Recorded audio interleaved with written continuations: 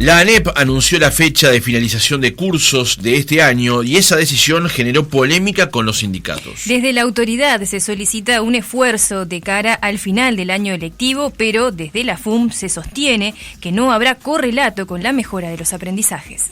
Una ampliación de 2-3 días de clase para los chiquilines, para los niños de la escuela pública, no necesariamente tiene un correlato directo en la mejora de los aprendizajes, sino se establecen mecanismos de apoyo a ese tránsito educativo, como puede ser lo que se conoce con el nombre de tutorías.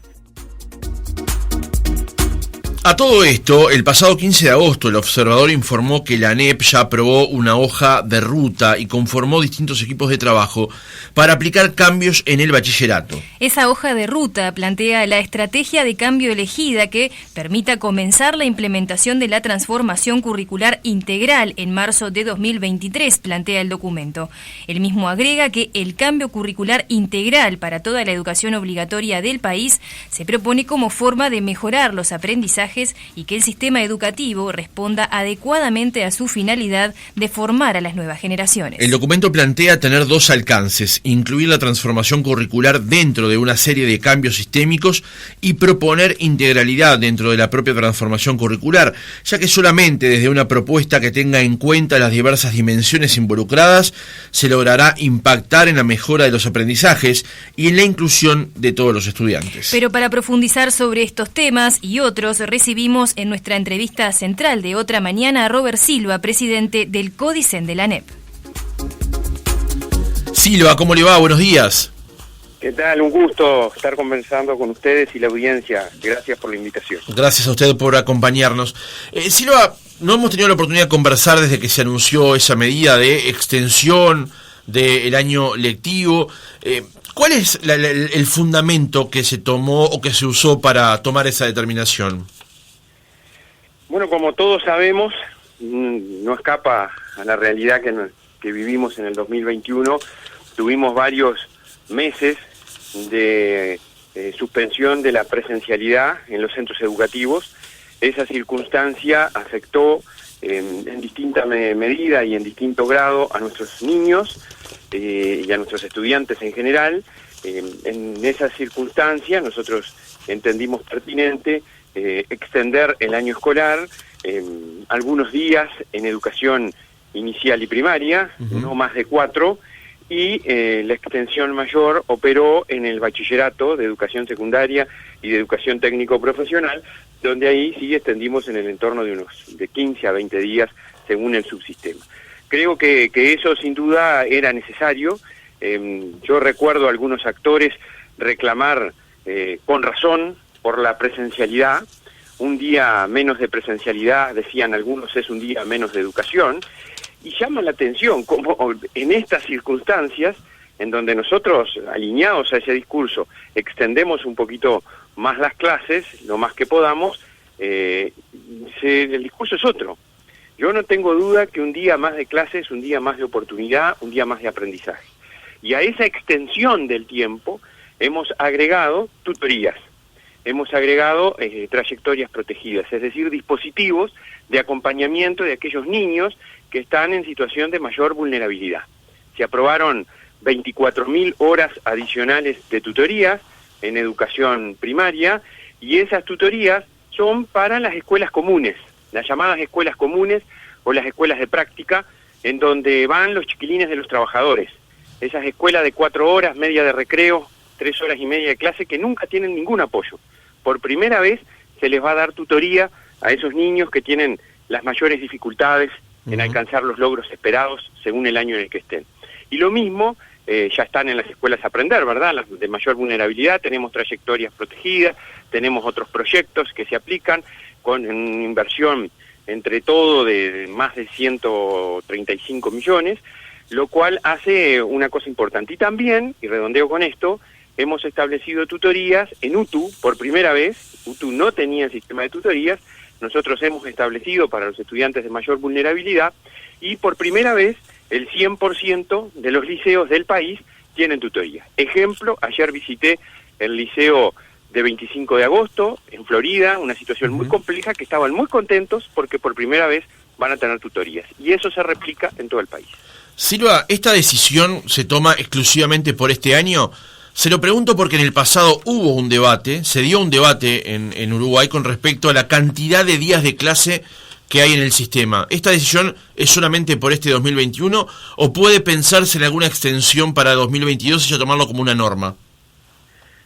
A ver, hay una cuestión que pasa en el mundo, ¿no? Acá en Uruguay lo discutimos, los debatimos.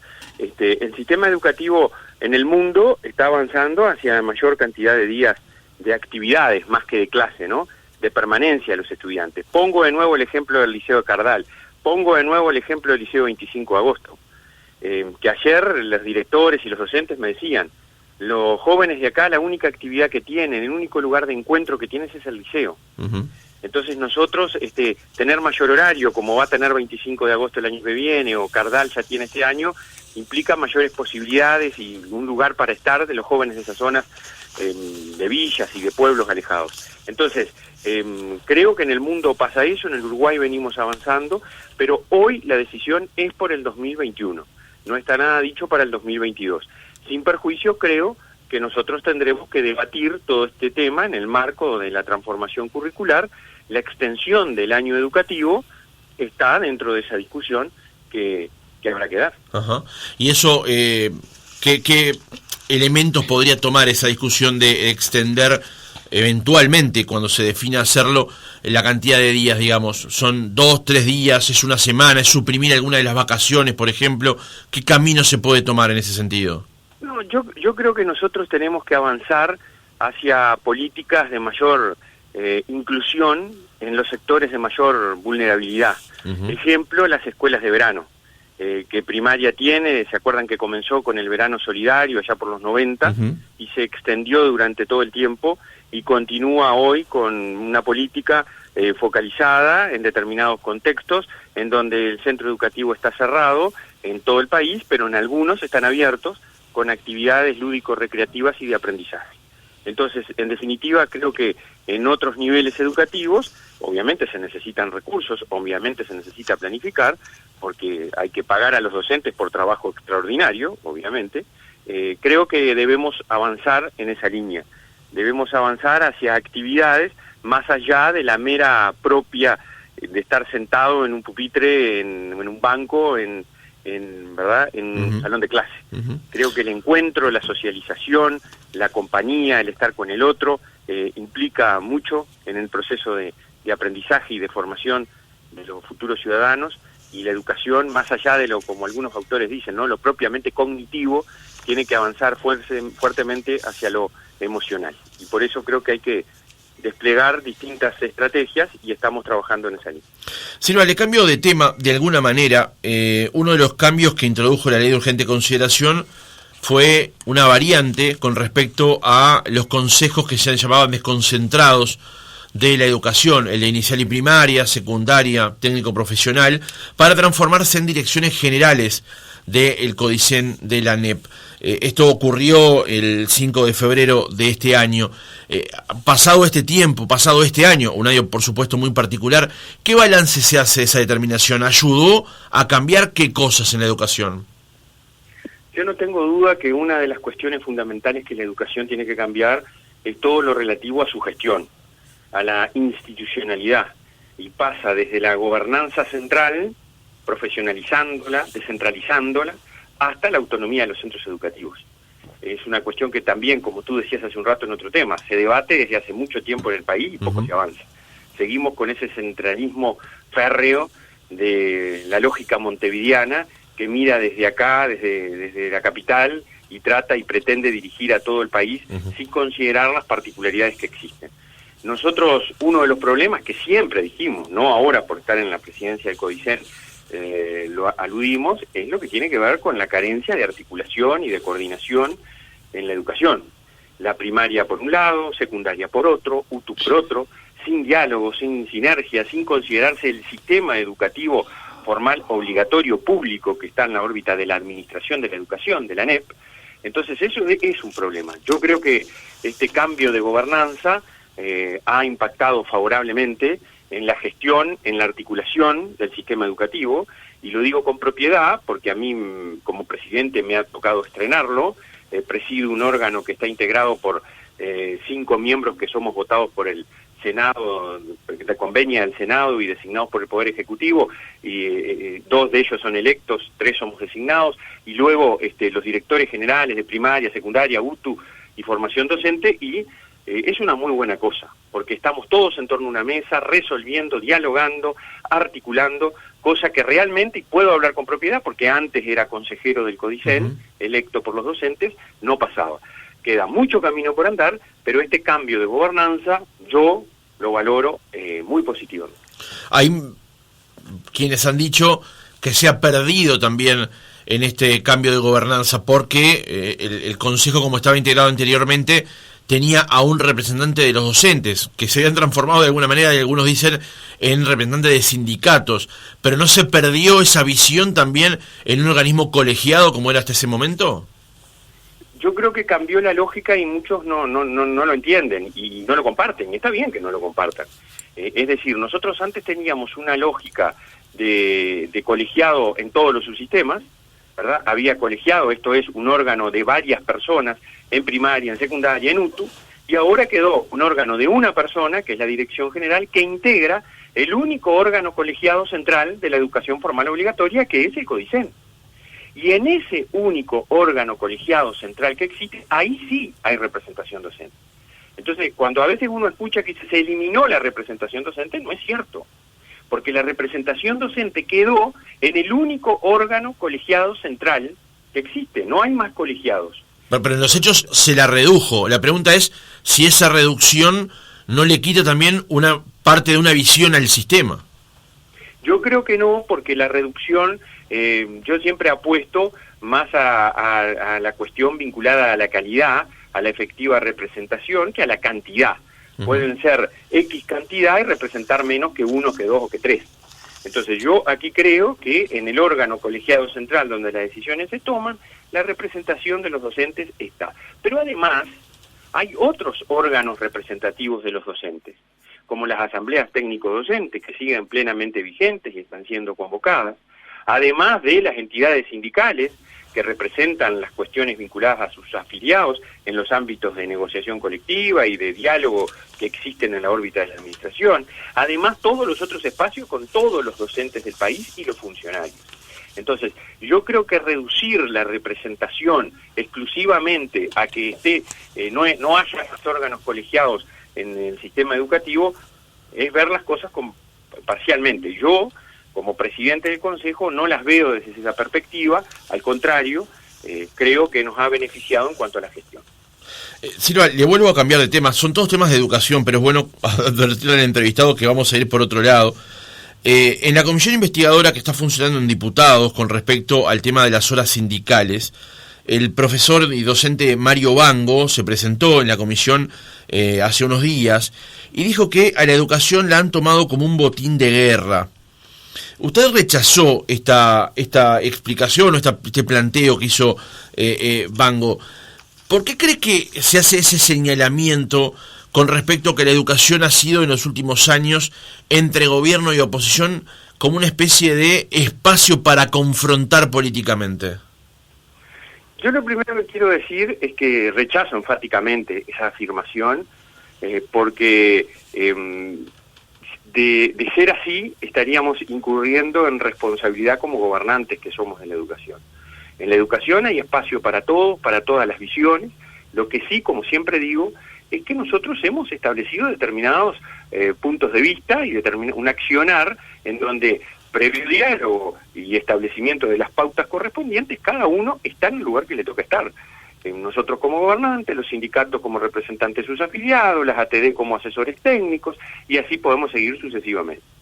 Dicho esto, quiero decir que a mí, como ciudadano, me parece muy bueno que la educación esté en debate, y que esté en el debate público. No como botín de guerra, como algunos dicen, sino como un tema de preocupación central para el futuro del país y el futuro de cada uno de los jóvenes y de las personas en general que integramos la sociedad de este país. La educación ha sido siempre el elemento fundamental de desarrollo y de progreso humano y en consecuencia de progreso del país. Y cuando la educación no está en debate, no está en la palestra pública, realmente se genera una situación en donde, bueno, deja de tener la importancia que tiene que tener. Creo que el debate que sea profesional, que sea a partir de las inquietudes, de las incertidumbres que puedan existir, de los propósitos, de los fines que cada colectivo tenga, me parece muy bueno, porque nos preocupa y nos ocupa a todos de este tema tan trascendente. Yo, al contrario, creo que lo estamos propiciando desde el CODICEN. La educación tiene que estar en el debate permanentemente, sin unanimidades, con los que piensan una cosa y con los que piensan otra. Lo que sí siempre reivindicamos nosotros es la necesidad de tener un diálogo franco y sincero, es decir, un diálogo que sea sobre bases ciertas, verdaderas, que no genere falacias y que no genere sobre todo temor, incertidumbre y miedo, que lamentablemente a veces uno ve que algunos actores predican esa forma de actuar que no la compartimos, porque en realidad la educación siempre está en debate, la educación siempre debe estar en permanente debate y todos los involucrados en ella y los que no son involucrados directos, pero son actores importantes como la sociedad en su conjunto, tienen derecho a debatir y a decir lo que piensan y luego a adoptar las decisiones que correspondan quienes tienen competencia para ello, ¿no? Ahora, Silva, ese debate en el que está la educación o debería estar a su juicio, debería también tener en algún punto ciertos consensos. Aquí parece que hoy hay diferencias ostensibles entre la gobernanza de la educación o quienes gobiernan la educación hoy por hoy y los sindicatos, que en última instancia son los docentes que imparten los cursos y que generan la dinámica de la educación habitualmente. ¿Cómo se puede generar ciertos consensos cuando aparecen posiciones tan divergentes una de las otras? Primero una posición, con el respeto que siempre le he tenido a los sindicatos, siempre también digo, una cosa son los sindicatos, otra cosa son los docentes y otra cosa son algunos dirigentes sindicales. Eso hay que tenerlo claro, porque a veces uno escucha a determinadas personas con determinadas posiciones y cuando recorre el país esas posiciones no están tan así, por lo menos, como se expresan públicamente. Le digo porque además yo no estoy en un escritorio. Recorro el país, converso con los docentes, me reúno con ellos, recorro centros educativos, tengo diversos canales de diálogo y a veces las cosas, esas diferencias que parecen tan marcadas y radicales, cuando uno conversa no es así. Cuando uno va a los liceos y habla sobre la necesidad de una transformación curricular y de generar espacios de diálogo para transformar los bachilleratos, la enorme mayoría está de acuerdo que hay que hacerlo, porque los bachilleratos del Uruguay tienen su base en la dictadura, en 1976. Entonces, esas cosas también hay que tenerlas presentes. Y yo no le tengo miedo a la diferencia. Y a partir de la diferencia se puede construir mucho. Y a partir de esas diferencias, procurar acuerdos. Creo que es cierto que en algunos temas tenemos diferencias. Hay algunos actores que defienden permanentemente el statu quo o que cualquier cuestión vinculada a un cambio es vista como la amenaza neoliberal que llega para mercantilizar la educación y para transformar a la educación pública subordinada a la educación privada, y yo les digo a todos ellos que se equivocan feo, porque los que estamos conduciendo la educación pública no le cedemos la derecha a nadie en la defensa de la educación pública, porque provenimos de la educación pública y gracias a la educación pública estamos en los lugares que estamos. O sea que discutir sobre esas bases no está bien, porque genera una cuestión de, digamos así, de ortodoxias tradicionales, a partir de las cuales se generan discursos de resistencia. Y para mí está muy bien que existan posiciones divergentes y en algún momento procurar siempre los acuerdos y, llegado el caso, adoptar las decisiones asumiendo las responsabilidades que cada uno tiene. Muy bien. Silva, buenos días, Roxana Pérez lo saluda. Justamente usted introducía el tema del bachillerato y mi consulta iba justamente en ese sentido. Esto es una de los cambios anunciados desde la ANEP y de hecho ya tienen aprobada una hoja de ruta y se comienza a transitar una especie de plan piloto. ¿Qué es lo que se espera de los estudiantes en este nuevo cambio de bachillerato? De hecho, una de las marcas que hacen es poner énfasis en que ellos puedan elegir y tener salir o egresar con determinadas competencias. ¿Qué es lo que buscan con este cambio gradual en los bachilleratos? Nosotros queremos generar un espacio de diálogo, de intercambio, no solo con los docentes y los estudiantes, sino también con referentes y con distintas entidades de la sociedad, para propiciar un camino con los mayores acuerdos posibles de cambio en una estructura curricular que responde a otra realidad, en una propuesta de bachillerato que sigue siendo absolutamente propedéutica, es decir, que la educación secundaria es concebida como un camino previo a la universidad, y nosotros creemos que la educación secundaria tiene que tener un fin en sí mismo, generar un conjunto de competencias que diferencien a los estudiantes y que le den más posibilidades al culminar la educación formal obligatoria, competencias vinculadas a la tecnología, competencias vinculadas a lo socioemocional, competencias vinculadas a las humanidades propiamente dichas, y que el estudiante pueda, en definitiva, irse construyendo su trayecto educativo a través de distintas alternativas, como pasa en el mundo. En el mundo hay materias opcionales, en donde el estudiante va optando, hay determinados énfasis. En el mundo también se habla de la necesidad de retardar en el tiempo la elección del estudiante, se habla de competencias generales que los estudiantes tienen que tener, que les sirva para la vida, pero también para su continuidad educativa. Entonces, esas son las cosas que nosotros creemos que hay que discutir. Hemos puesto sobre la mesa la generación de un bachillerato general, parece una cuestión importante, sin dejar de lado, obviamente, las orientaciones y las especializaciones que tienen que existir para la continuidad educativa. Nada que ver con algunos discursos falaces de los tantos que se generan, que tiene que ver en relación con la eliminación del bachillerato artístico. El arte no hay duda que tiene que ser una competencia transversal, generadora de creatividad y de innovación, como nos enseñó Figari a principios del siglo XX, desde la Escuela de Artes y Oficios en adelante.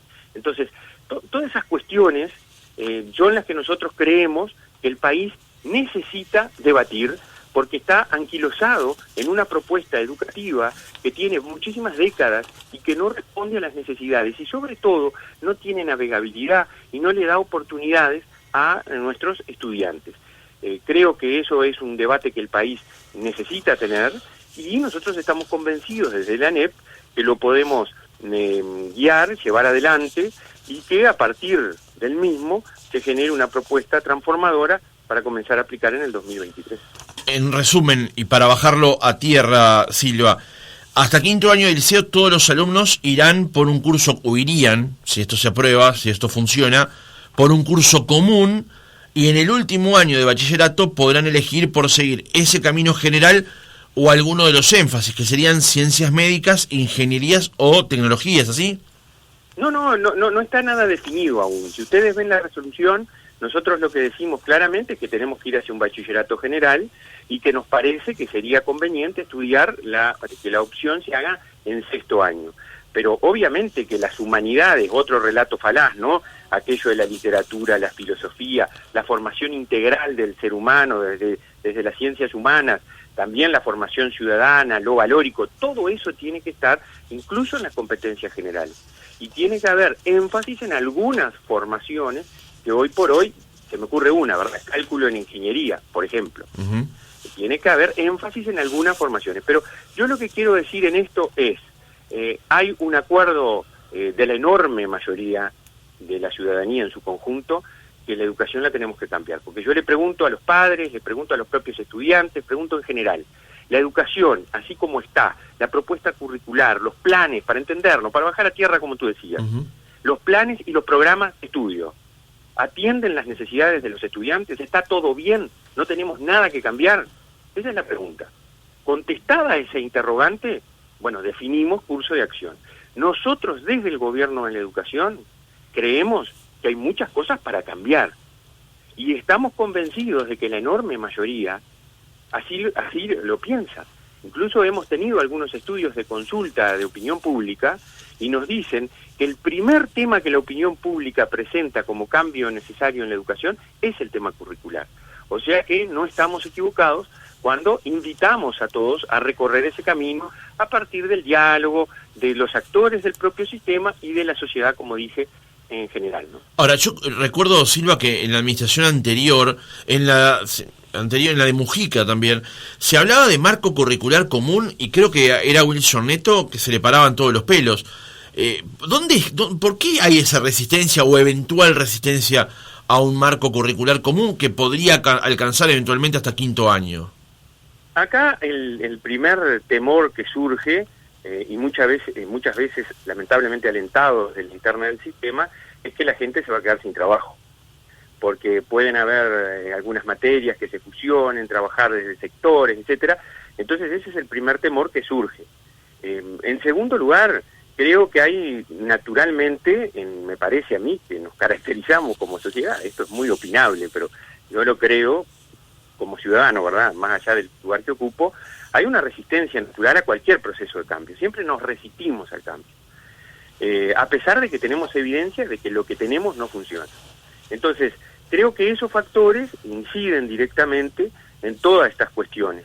Nosotros vamos por un marco curricular común, vamos a tomar lo que ya el país tiene, que es un marco curricular de referencia, vamos por perfiles de egreso, el mundo ha avanzado hacia ahí, hay que tener determinado cuáles son las competencias que los estudiantes tienen que tener cuando culminan un ciclo educativo.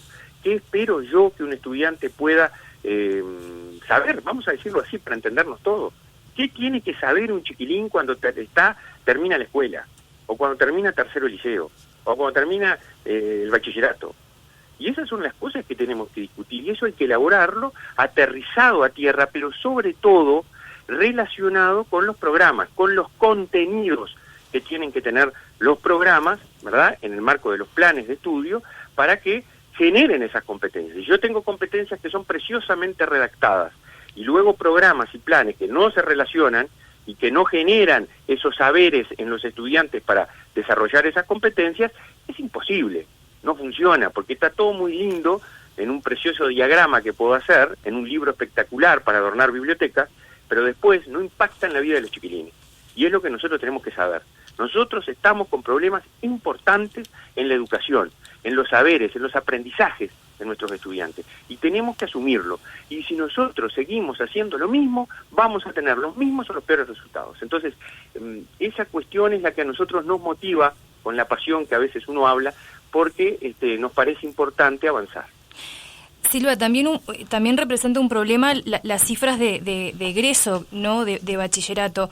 En ese sentido, ¿cómo se está trabajando? Porque se está pensando en un plan piloto, pero hay una realidad que también menos del 30% de los jóvenes de 20 años egresan de bachillerato, y esto también representa un atraso en las edades en las que finalizan los jóvenes la etapa estudiantil. ¿Cómo se piensa abordar ese tema para subir de alguna manera o elevar un poco esas cifras? Sí, el país tiene un drama, ¿no? Nosotros superamos a Honduras, El Salvador y Guatemala. Después estamos abajo de toditos los países latinoamericanos en cuanto a culminación de la educación obligatoria. Y eso es un drama como país que tenemos, y creo que hay que llevarlo a distintos frentes, atacarlo desde distintos frentes.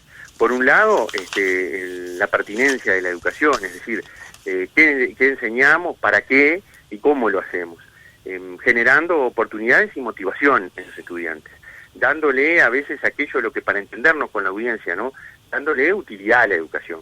¿Para qué me sirve? Bueno, ¿sabe qué? La educación tiene que servir para construir el proyecto de vida de cada uno, el que sea. Y eso lamentablemente muchas veces no está pasando. Y sobre todo hay estudios que lo demuestran en los sectores más vulnerables, los más pobres. Y eso es un drama que tenemos. Muchos sectores, y particularmente ahí, da lo mismo culminar el bachillerato o no culminarlo. No tienen ventaja en su inserción social, no tienen una situación comparativamente diferente. Y esas son las cosas por las cuales hay que trabajar adentro, y por eso el cambio de planes, de programas, por eso también el desarrollo profesional de los docentes. En el mundo está estudiado que uno de los factores que incide más negativamente en el éxito educativo de un estudiante es el mal docente. Entonces nosotros tenemos que trabajar fuertemente por el desarrollo profesional. Tenemos excelentes docentes, que en muchos casos hacen lo que pueden, a pesar de un sistema que no los forma, que no los reconoce y que no los premia. Y en tercer lugar hay que trabajar a nivel social. Creo que todo eso nos va a llevar a darle una valoración social que la educación tiene que tener y que muchas veces no tiene. Ejemplo el que tú ponías. Egreso, culminación de la secundaria, culminación de la UTU. El 8 de cada 10 en el 20% más rico del Uruguay. Y no llegamos a 2 en el 20% más pobre del Uruguay. Pero igual si miramos el más rico del Uruguay, hay países que tienen eso de promedio, 8 de cada 10. O sea que ni en el sector de mayor poder adquisitivo es visto la culminación de la educación formal como una cuestión necesaria y ventajosa respecto de las personas. Entonces, hay que desarrollar esa valoración social para que, bueno, la educación sea concebida como lo que es la herramienta junto a la familia imprescindible que todo ser humano tiene que tener para, como dice recién, ser lo que quiere ser en la vida. O saber, mejor dicho, tener claro y construir el lugar que quiere ocupar en el mundo que habita. Silva, el documento que aprobó la ANEP propone una cronología y una hoja de ruta justamente con plazos eventualmente a cumplir. Sucintamente, ¿cuáles son algunos de ellos? Bueno, nosotros tenemos todo un desarrollo y una estrategia. Acabamos de aprobar ahora una encuesta, una consulta nacional a los docentes de todo el país, abierta con diversos temas, vinculados obviamente al currículum. Estamos elaborando desde la Dirección de Políticas Educativas, todo este proceso lo lidera Adriana Aristimuño con un gran equipo de todos sus sistemas. Estamos trabajando para la generación de una consulta a los estudiantes y también procesos de consulta y diálogo con las ATD, encuentros zonales, sociales, digamos, con distintos actores de la vida nacional. En todo eso lo vamos a ir desarrollando durante lo que queda del 2021, durante todo el 2022, luego desarrollo profesional de docentes y el comienzo de la primera etapa del cambio curricular en el 2023, para en el 2024 culminar el proceso de implantación de la transformación curricular. Sí, está planteado hasta una evaluación en el 2026, ¿no? Pero lleva su tiempo. Le hacía esta pregunta, Silva, con respecto al tema de los plazos, porque hay una nota en el semanario Búsqueda del 26 de agosto de este año, con el título Blancos molestos por ansiedad del Partido Colorado en promover la figura de Robert Silva y apropiarse de reformas educativas. Ese es el título de la nota. Y en un apartado de ese mismo reportaje, con el subtítulo Comunicar, comunicar, comunicar, dice: si bien existe acuerdo general en el CODICEN en la necesidad de actualizar los planes y los programas de estudio, algunos consejeros creen imprescindible un proceso de intercambio de ideas previo con otros actores del sistema. En particular, el consejero nacionalista Juan Gavito plantea, por ejemplo, una consulta preceptiva a las ATD de secundaria y UTU, acorde a lo que establece la Ley de Educación. Y dice Gavito en este reportaje: la iniciativa en materia de comunicación fue un poquito anticipada con respecto a la reforma curricular en bachillerato. Según Gavito, el CODICEN tiene la responsabilidad de debatir y de resolver estos asuntos con otros actores antes de decidir con cierto consenso técnico y político. Y finaliza el reportaje diciendo: a veces parece que la necesidad de comunicar, comunicar, comunicar nos lleva a precipitarnos. Y el que se precipita, dijo el consejero parafraseando al líder histórico colorado José Valle y Ordóñez. ¿Se precipitó? ¿Hubo precipitación en comunicar esto? ¿Qué grado de consenso había a la interna del CODICEN? No, hay consenso que está plasmado en un acto administrativo de junio de este año. No sé a qué se refiere, habría que preguntarle al consejero Gavito a qué se refiere cuando se hizo esa declaración. Hay un acto un acto administrativo, una resolución adoptada por todo el CODICEN con la integración que establece la nueva estructura organizacional, que lo que se dijo públicamente está allí. Es más, el acto administrativo fue una circular que se difundió a toda la ANEP. Así que no sé, no entiendo mucho a qué se refiere, habría que preguntarle a él. Bien, y una parte más dice: anticipando los tiempos, o sea, con la instalación de la discusión a partir de lo que fue la nota del observador y el mensaje que envió justamente la ANEP al Parlamento para la rendición de cuentas, anticipando los tiempos estamos generando más anticuerpos que opiniones a favor y sobre todo desdiciéndonos de los documentos ya emitidos, porque para algo tenemos un plan que dice que todo el 2021 es de consultas, 2022 es de elaboración y 2023 es de implementación. Por eso le consultaba por el tema tiempos. Sí, es así, ¿no? El 2022, corrijo una cosa ahí, no es solo elaboración, ¿no? El 2022 también es un periodo de fermental consulta, o sea que no es así. Pero En realidad, todo lo que se ha comunicado públicamente está resuelto, está votado en el Codicen y está en el marco de nuestro plan de desarrollo educativo y de lo que debe hacer el Uruguay, la imperiosa necesidad de una transformación educativa. Así que creo que por ese camino vamos, francamente creo que vamos bien, creo que hay que generar debate y discusión, estamos en esa línea, y a partir de ese debate y de esa discusión comenzar a adoptar decisiones en función de los requerimientos y de lo que está establecido en el plan. Miren, nadie se va a llamar a sorpresa de lo que la ANEP va a hacer en materia educativa, porque todo está en el Plan de Desarrollo Educativo 2020-2024, que está en la página web y que fue presentado el 31 de agosto del 2020 al Parlamento. Bien, Silva, hemos recorrido un poco el camino primero por la educación primaria, hemos hablado un poco del bachillerato. Finalmente me gustaría enfocarme un poco también en los docentes, porque la Administración Nacional de Educación Pública firmó recientemente, en el mes de octubre, un convenio de cooperación con la Universidad de la República y también con la Universidad Tecnológica del Uruguay, que busca fortalecer la formación de los docentes y estimular la trazabilidad estudiantil. Dos preguntas le hago. Primero, si nos puede explicar un poco más qué es lo que abarca este convenio, y segundo, en qué aspectos le gustaría mejorar la formación y la calidad de los docentes, teniendo en cuenta el escenario tan desafiante en materia tanto tecnológica y como también de otras áreas a las que se enfrentan los docentes en la actualidad. Yo creo que ese lo decía el rector Rodrigo Arim cuando tuvimos ese encuentro entre la UTEC, la UDELAR y la ANEP, que era un momento significativamente importante. El rector decía que incluso era la primera vez que iba al local del Consejo de Formación y Educación de la ANEP.